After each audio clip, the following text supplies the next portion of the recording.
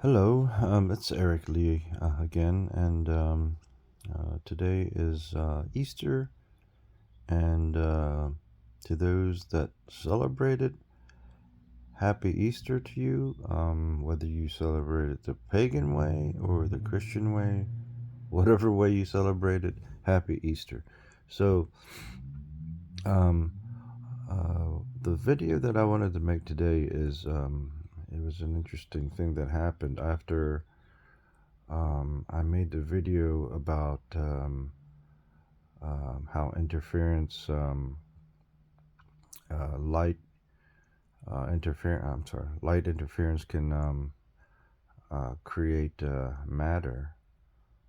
Um, the algorithm, or maybe it was some. I don't know. I always wonder if it's like an individual or if it's the algorithm. Um, it doesn't matter, but the what happened was I was on YouTube watching, some random stuff about photography, whatnot, music, and this question popped up, and it asked like, um, at what point in the Earth's orbit around the sun, uh, at perihelion, which is I guess the closest distance, because it's an ellipse, and this ellipse, it's not even. The orbit is not even. Um, the of the Earth that goes around the sun. So, uh, at uh, is it at perihelion is asked, or is it at ephelion, which is the furthest point?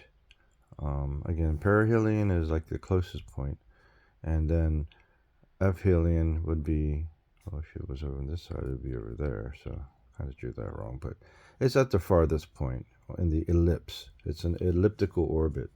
I'm sure everybody's heard of that. So anyway, it asks where in the orbit does the Earth accelerate the most in the orbit, and another it's like a multiple choice format, and it said it also said basically um, not basically, but it said that in one of the choices, there's no difference in speed, in velocity.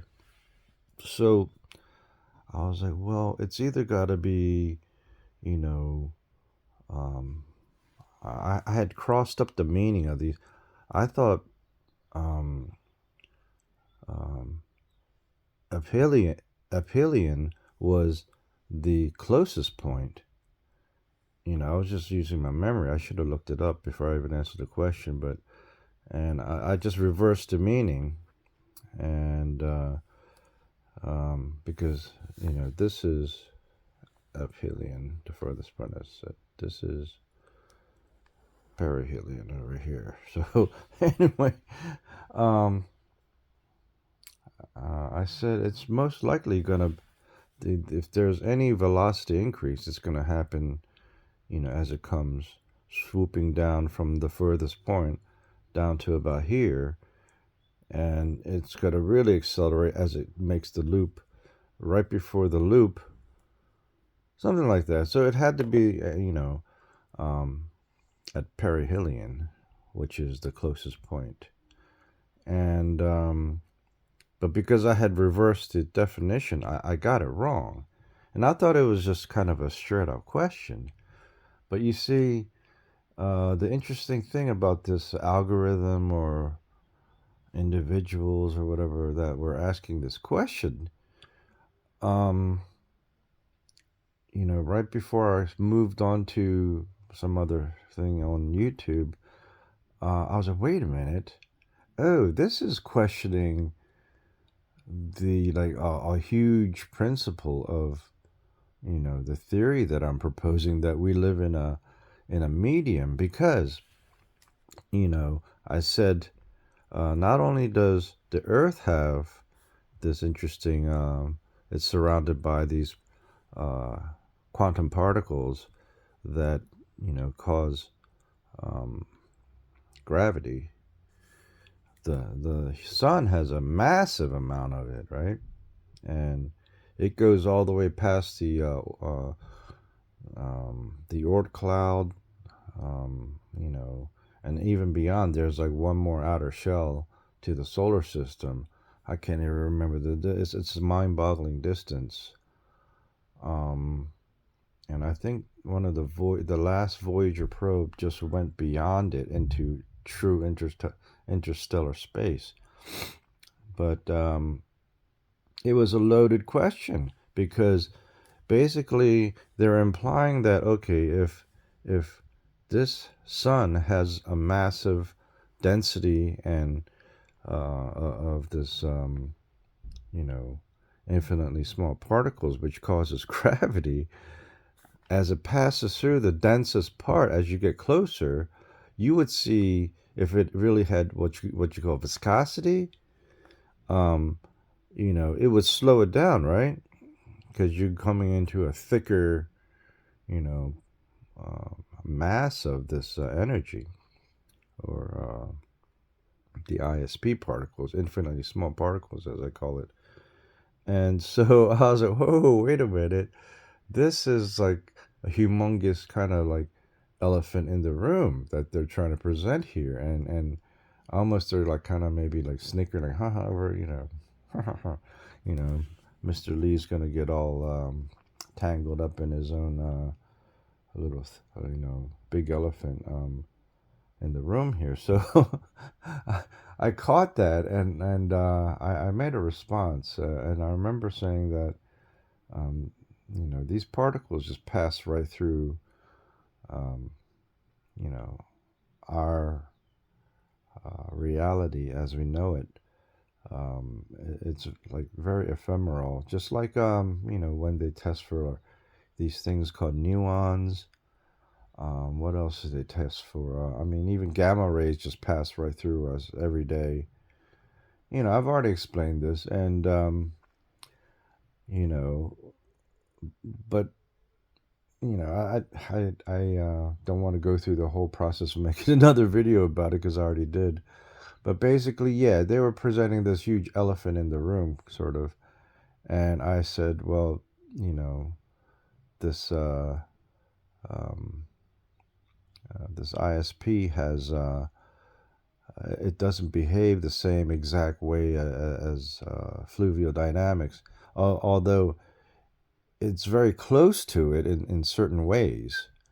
So, um, as I was closing up my crazy video I made yesterday about photons and the propagation of light and all this stuff, and I do apologize for like how crazy those videos were because I was tired. I was kind of loopy, and it was hard to kind of stay on the subject. But yeah, so I explained that these particles uh, behave on a mass level, like um, and they pass right through um, uh, masses, and they what do you say? I said that in my previous videos. I'm trying to remember my own theory here. That basically a matter is a conduit for um, this energy we call IS, or I call ISP, infinitely small particles. So, and it usually passes right through, and you know, uh, it creates the gravity. It creates everything. I mean, nature doesn't need to reinvent itself. Basically, if it's like saying like if all you had to work with were like Lego blocks, you know, if you were like this, I don't know, if you want to believe in evolution or some kind of intelligent design, It's up to you, but um, nature tends to keep things simple. You know, for instance, like our DNA. You know, we all share DNA with other living organisms, and that's plant life, including human life, whatever. They're all based on amino acids and what have you not. But you know, it doesn't need to reinvent, you know, the substances. So basically, um, if you look at what astronomers and physicists are saying about dark matter, and dark energy, um, which is pretty much like I keep saying, these infinitely small particles is could be the same thing. Um, you can only see interactions on more of a massive scale, and it seems to just affect gravity, and that's where I say it is gravity. It is what forms gravity, by being you know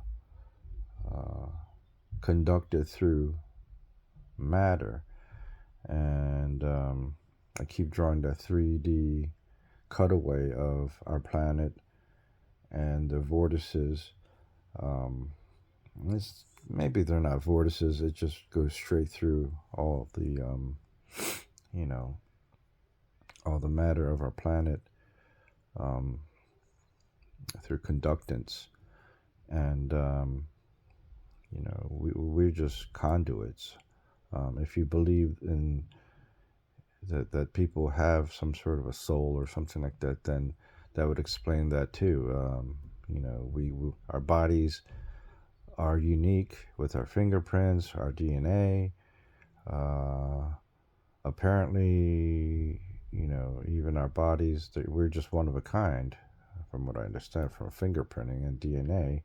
So that would make sense that you would only have one particular set of energy that could be your consciousness that's, you know, mated to your specific physical body. Um, Planets, you know, they conduct the same type of energy, uh, perhaps. But anyway, this is getting into more metaphysical like explanations of like things like consciousness.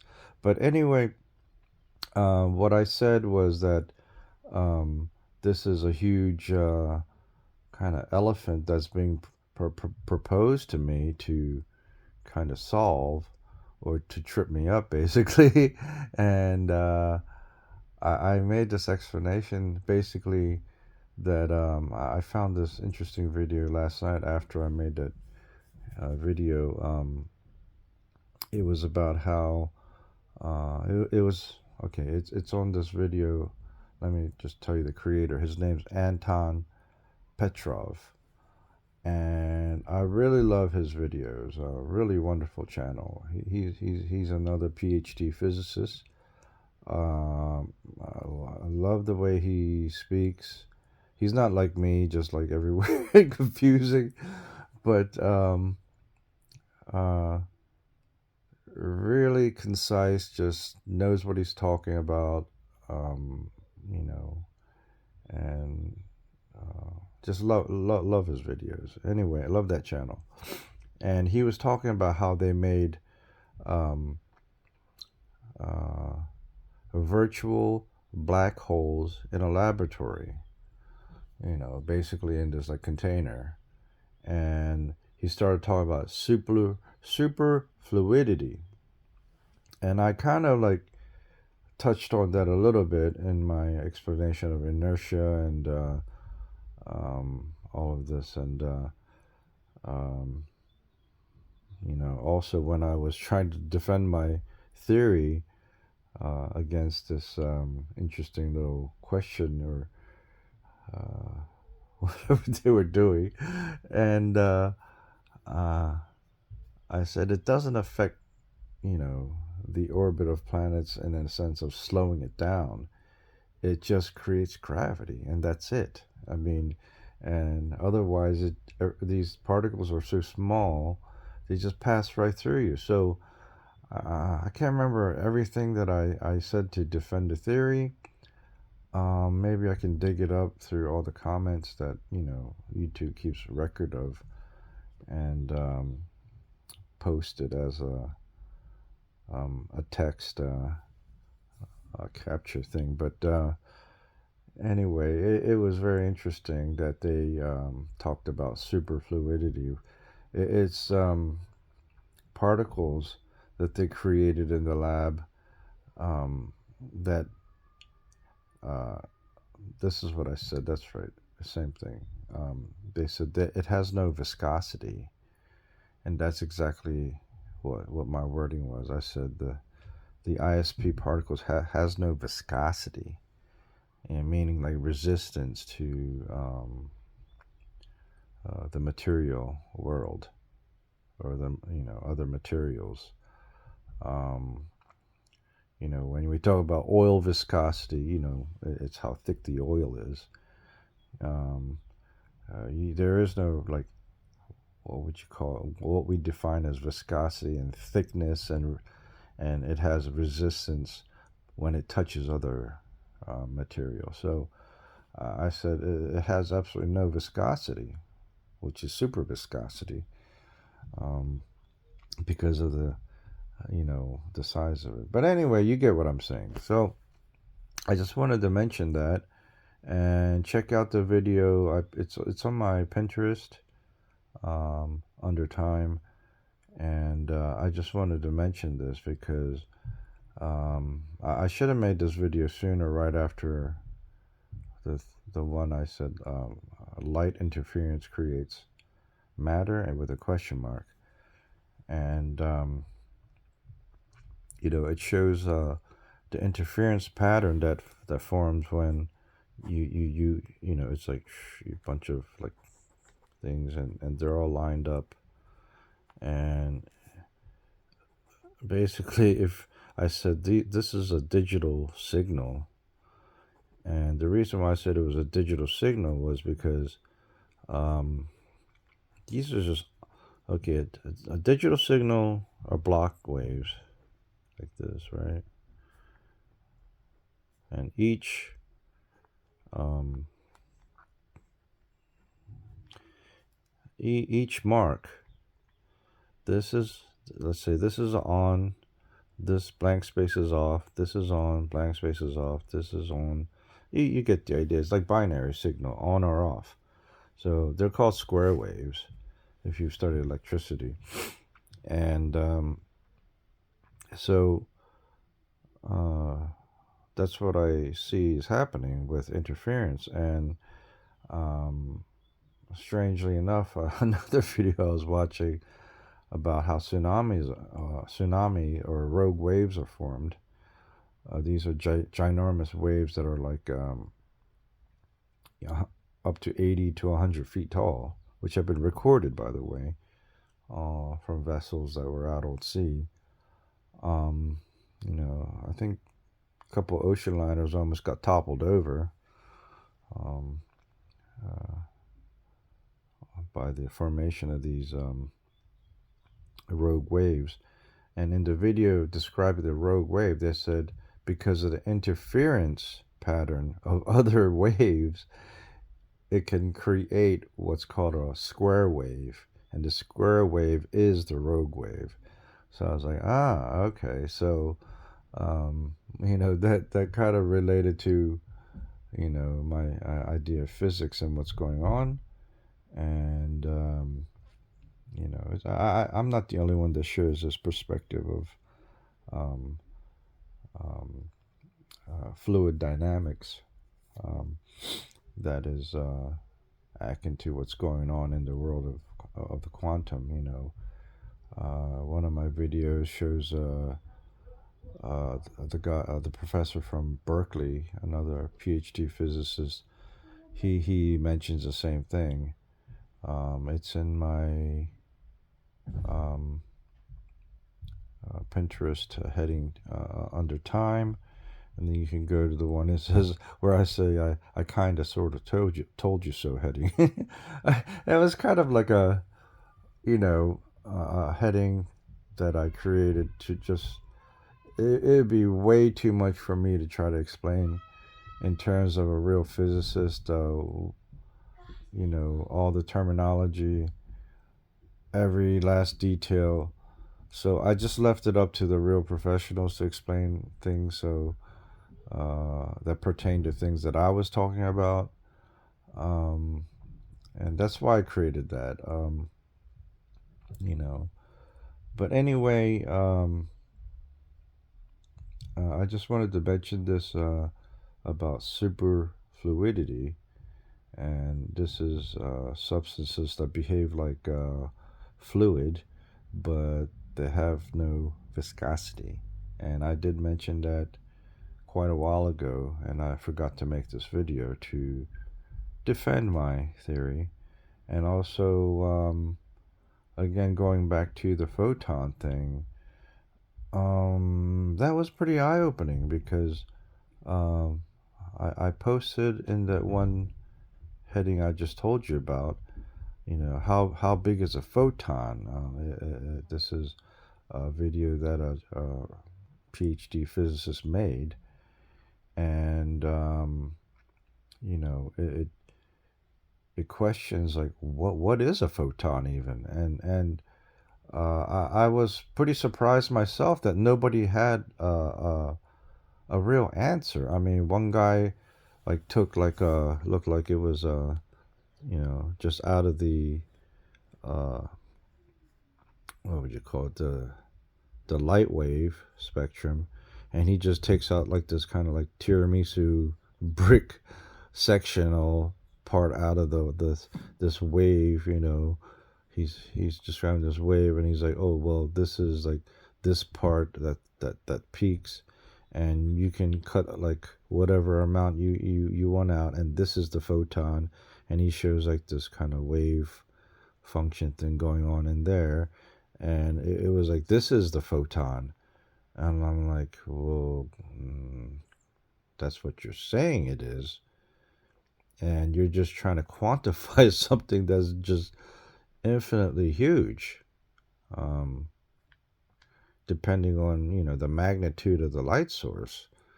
I mean, an entire galaxy. Okay, I mean that's a light source. You've got the sun. You've got stars, ginormous stars. Our sun's one of the smaller ones. Um, so there was no clear definition of what a photon was, and look it up yourself. It just it's really interesting. And when I said that Nikola Tesla and this guy named Ken on his channel, they uh, or it was Nikola Tesla really. He said he kind of made fun of Einstein, which I tend to just almost worship. I love Einstein's theories. They've all been proven true, as far as I understand. But he did get the Nobel Prize um, for his paper, and I couldn't quite remember the title of the Nobel Prize winning paper he wrote. But I think I can recall it now. I just woke up, but I believe it was called The Photoelectric Properties of Light. I've never read the paper. I wish I could get an English version of that paper and totally read what he said. But I think just from the title, I think I understand what he was trying to say. And it was not like poppycock or whatever like Nikola Tesla said it was. If you understand the language, it's photoelectric properties of light, meaning like okay, they only had like film equipment in that time, so he understood that light was part of um, what would you call it? The electromagnetic light spectrum. So he calls it photoelectric. So to capture I guess a photon. There's one of the physicists in the how big is a photon? You know, he goes on to say, well, if you just take a little pixel out of a digital camera sensor, well, you can say that you know quantifies what a photon is. But I guess just from the title, he was saying if you capture light in a camera, you know, like a photo, um, you can quantify the amount of the photoelectric properties of light. I think that's what Einstein was getting at. So he got the Nobel Prize for that, and I think Einstein is one of the most brilliant physicists of all time. And actually, I knew a person, like my family had this business for like 40 years, and in the course of like, I'm almost 60. You meet a lot of interesting people, and I befriended this lady. Um, she has like two PhDs herself, one in anthropology, and her husband used to be a theoretical mathematician for MIT, yeah, the Massachusetts Institute of Technology, one of the most prestigious engineering schools, science schools in our country. Um, and her husband was invited to Princeton for some sort of think tank, discussional meeting. Of course, I've never been invited to one, but that might be interesting. But anyway, uh, he was invited to Princeton from MIT, and he used to see Einstein in the courtyard sitting there all by himself. He said nobody would even talk to Einstein at the time he was over there. And he would see him every day just sitting there, most times with his head in his hand, just thinking and just maybe doing thought experiments, or who knows, pondering what the past uh, you know bit of his life. And Anyway, I thought that was just really like, just like, wow, your husband saw Einstein like every day. And did he talk to him? And she was like, no, he didn't have the time to really talk to him. I'm like, wow, I would just love to spend just one whole day talking about these principles, and all these things that I have in my head, to see what he thought about these ideas. I think he would approve, actually. And interestingly, he said the unifying equation would only be like 2 inches long. And well, I told you my equation was energy is matter, and matter is energy. And it's that simple. He said it would be the simplest equation. And maybe it was kind of a tongue-in-cheek thing. Maybe, I don't know. Maybe this is wishful thinking, grandiose, delusional thinking on my part.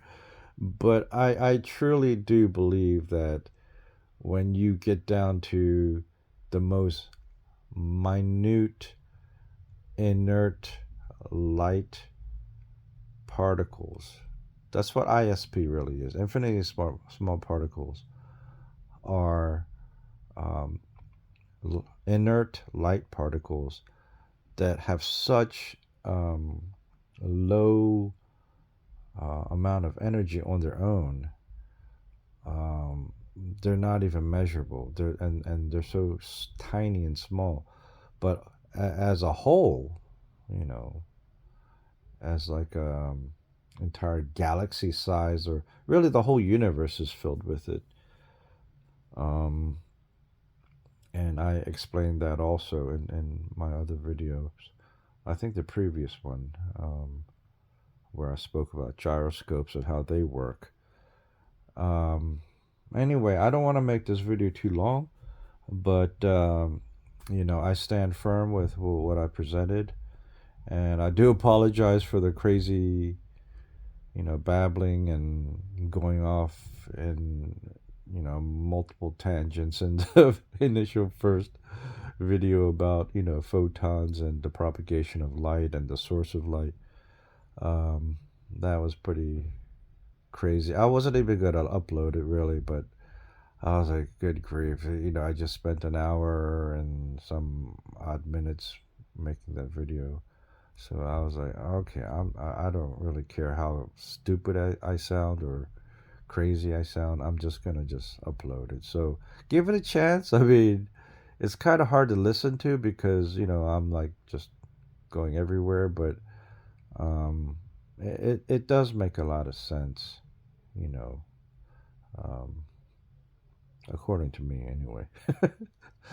So, um, uh, and check out the other videos I just mentioned. How big is a photon, and then black holes made in the laboratory by Anton Petrov. Really, really interesting videos. Um, there are some other ones I'm gonna post too, which I never did. Okay, so anyway, thanks for watching this video, and I guess um, hopefully you'll listen to my other videos that I make. I've got a few more, and I think that's it. Have a great Easter, everybody. Thank you. Bye bye.